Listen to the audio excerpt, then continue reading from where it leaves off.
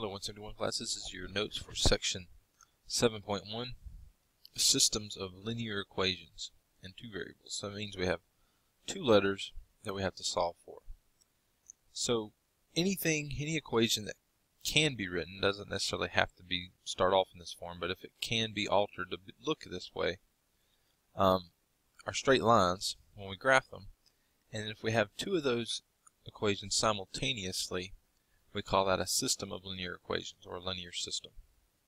And then the solution would be the point of intersection, if we graphed it, or the point that satisfies both, a point that satisfies both, ordered pair. So let's look at it one at a time to make sure we understand it. So let's look at the top equation first, all by itself. X plus y equals 10. Two numbers add together to give me 10. Well, there could be an infinite number of pairs that add together to form 10. Alright, for example, 1 plus 9, 2 plus 8, 3 plus 7, all of them add together to give you 10. Now, because these are ordered pairs, 1 plus 9 adding together to give me 10 is different than 9 plus 1 adding together to give me 10.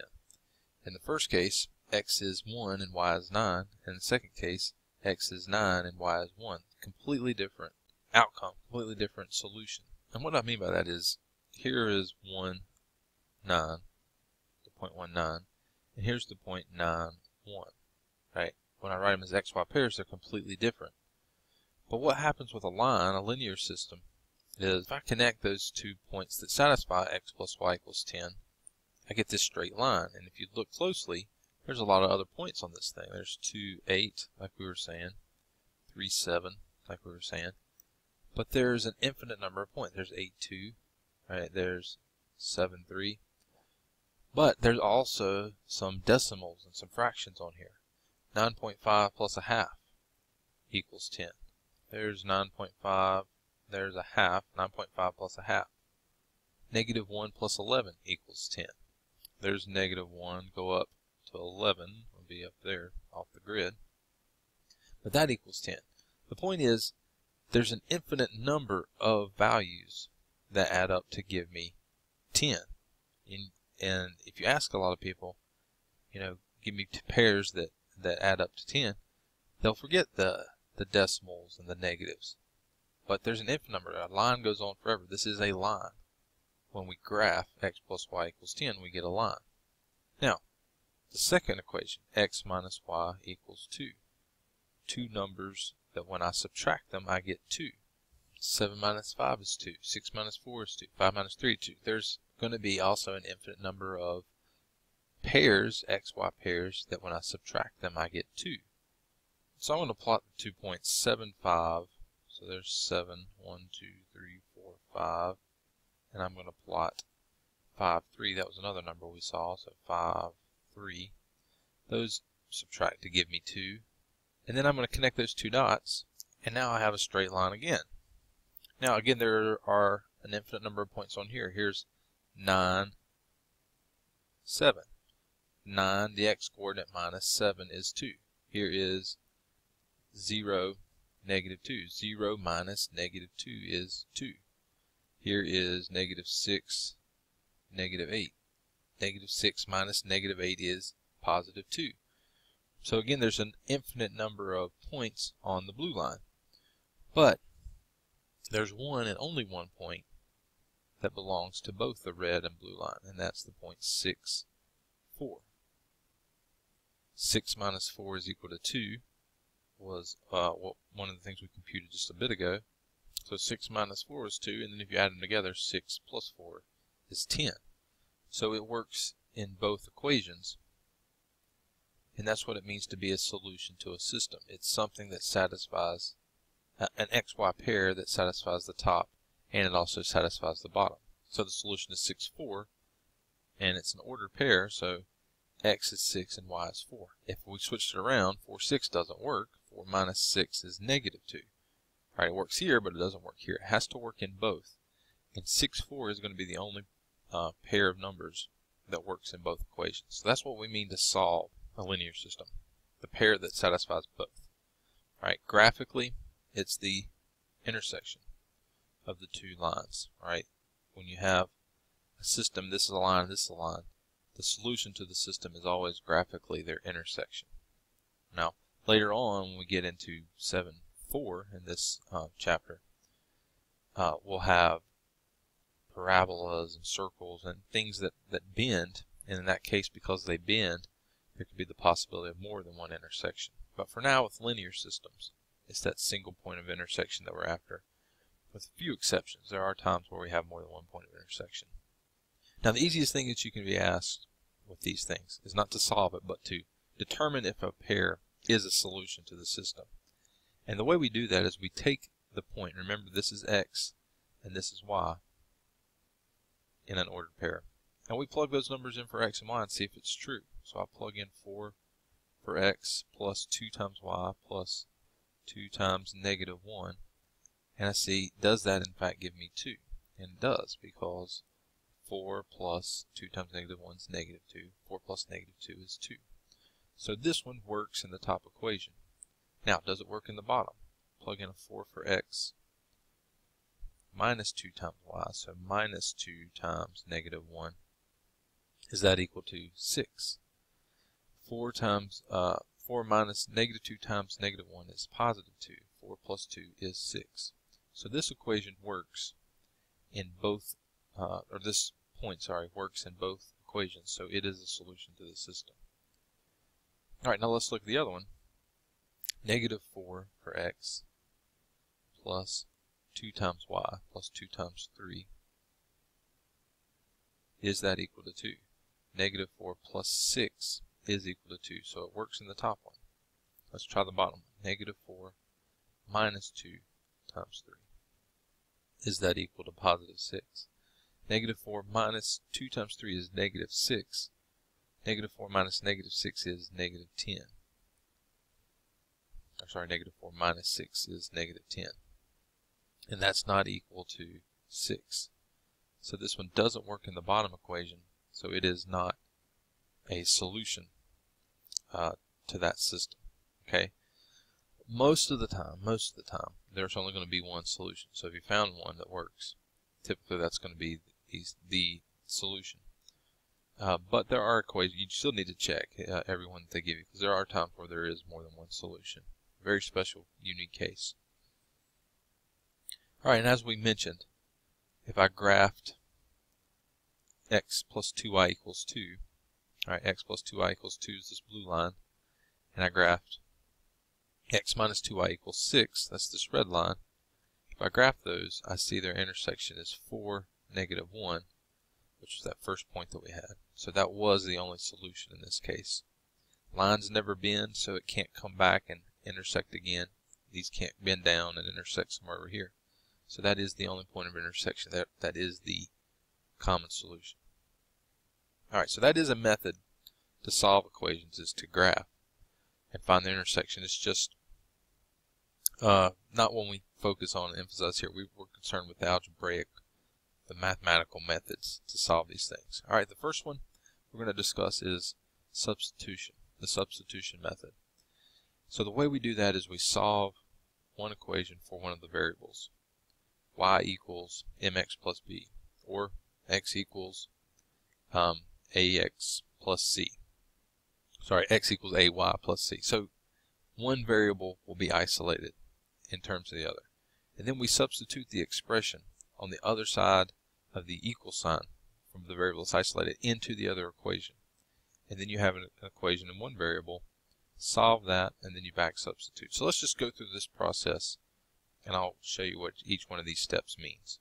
Alright, so if we're told to solve this by the substitution method, the very first thing that we're told to do is to solve either equations in terms of the other. So isolate one of the two. So the easiest thing to isolate here is x, because all we have to do is just add this 2y over to the other side, and x is isolated. So in the bottom equation, x is equal to, I'm going to change this to 2y minus 3. Step 1's done. Now step 2 says substitute that into the other equation. So what that means is this x that we just solved for down here is equal to 2y minus 3. Well, because both of these have to be equal at the same time, that means that this x right here is equal to 2y minus 3 also. and I'm going to plug 2y minus 3 in where that x is, but I have to do it in the parentheses because 5 is being multiplied by that number.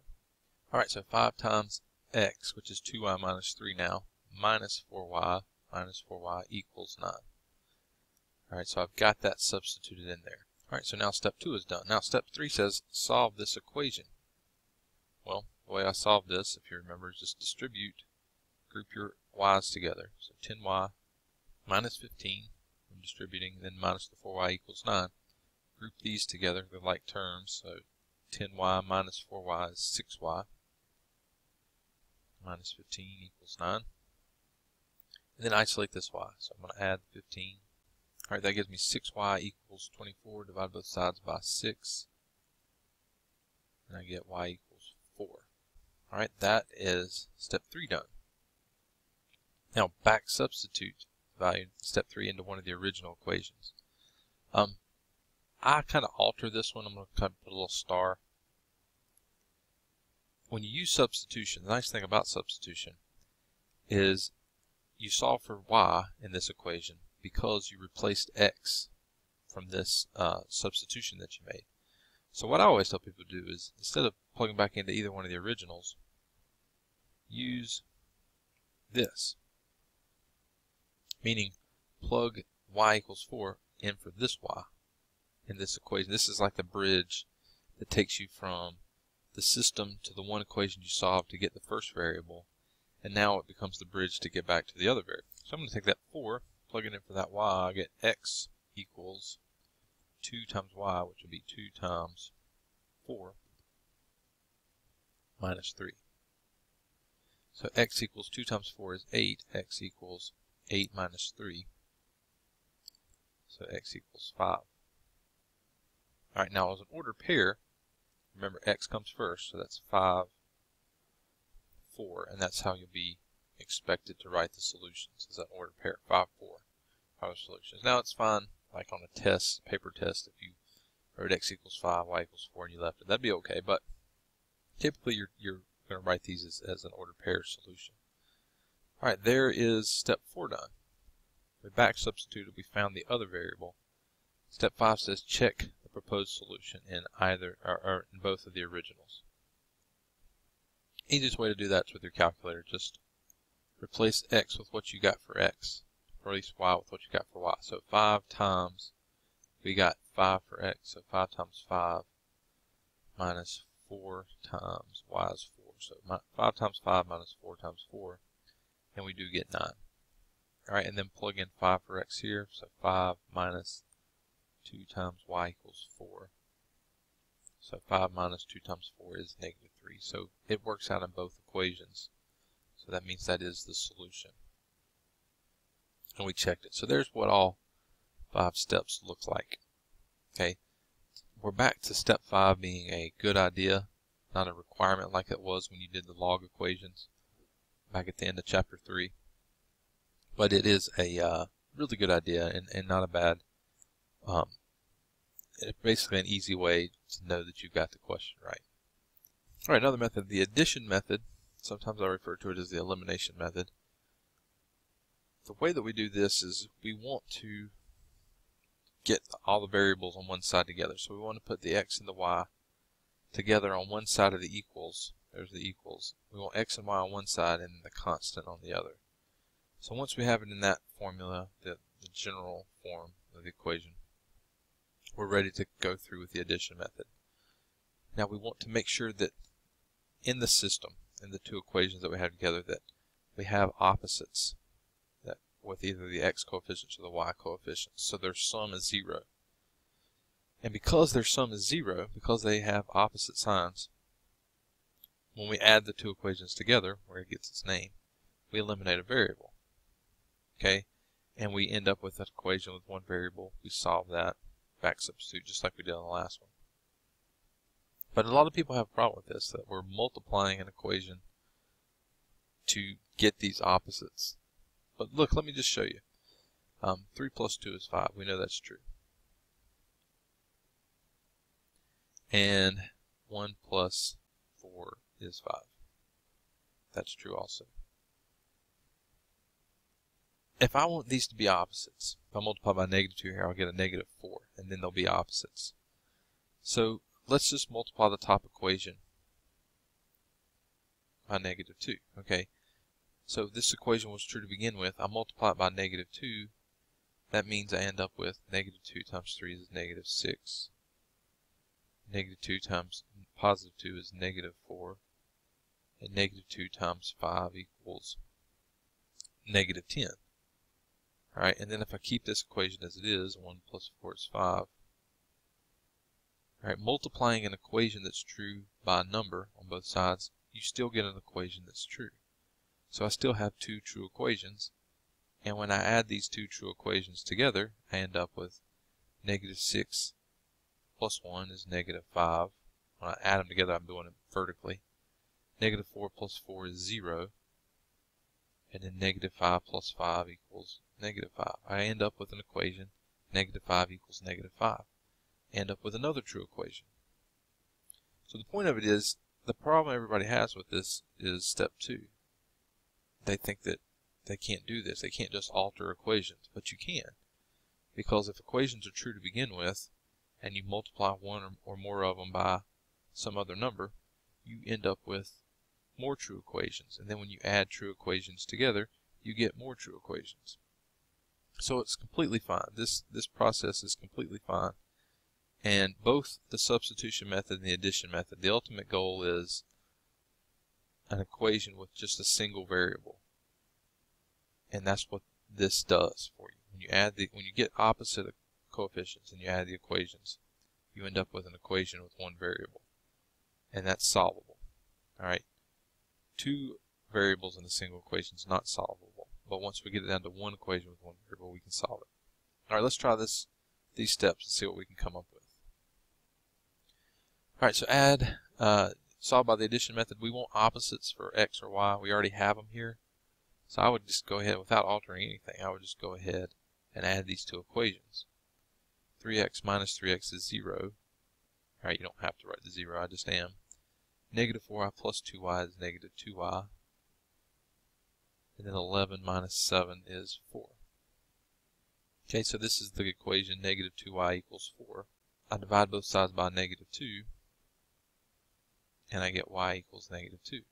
Alright, and then once I got that equation solved for, this says, after you've done this, back substitute into either of the first two original equations and solve for the other one. So this one doesn't have that bridge that the substitution method has. So you do go back into either of the original two. So I'm going to put in -3x plus 2 times y. We got -2 to be y, so -2 right there equals -7. So I end up with -3x minus 4 equals -7. Add 4 to both sides. -3x equals -3. Divide both sides by -3, I get x equals 1. So my proposed solution is 1, -2. And then notice the check step here says the same thing. Check in both the original. We just plugged it into this one, so we know it's going to work here.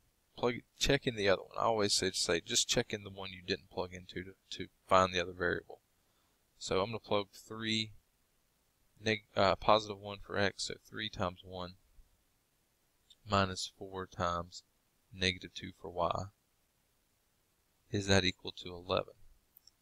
3 times 1 is 3. Negative times a negative is a positive 8.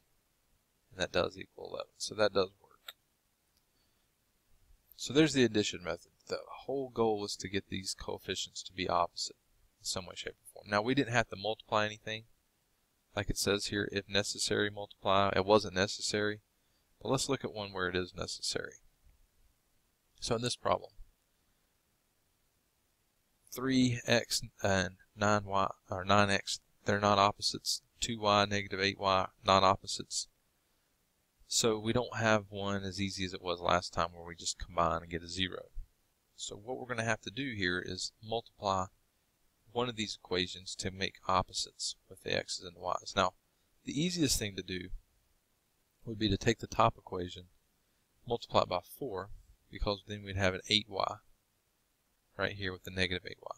So that's what I'm going to do, and I'm going to end up with 12x, 8y, and then 4 times 48 is 192. Then the bottom equation, we just leave it as it is. 9x minus 8y minus 24. Okay, and then I add the two equations together. So 12x plus 9x is 21x. 192 minus 21 is 168. Then, of course, the y's cancel. That's what we set it up to be. So we end up with this equation with one variable. We divide both sides by 21. And 168 divided by 21, we get x equals 8.